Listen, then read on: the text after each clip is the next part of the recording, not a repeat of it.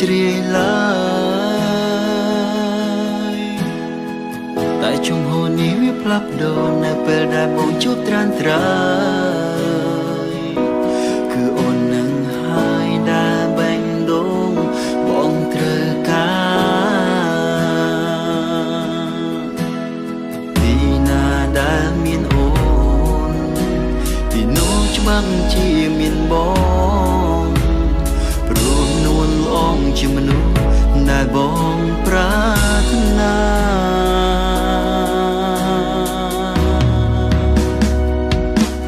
ក្រឹងបងអើយល្មមឲ្យបងដឹងហើយដឹងពីចិត្តត្រានត្រើយថាអូនកណ្ដល់បងខ្លាំងទេទោះយ៉ាងណាក៏បងមិនឈុំស្នេហ៍បែងដងក៏មិនប្រែចាំពីថាស្នេហ៍ពីមាត់អូ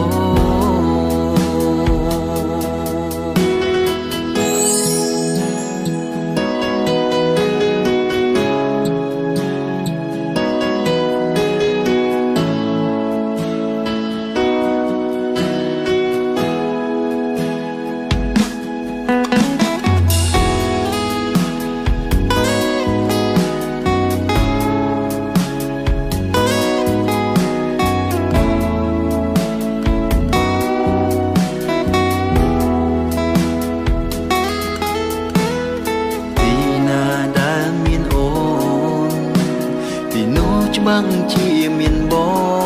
ងព្រោះនួនល្អងជាមនុស្សដែលបងប្រាថ្នា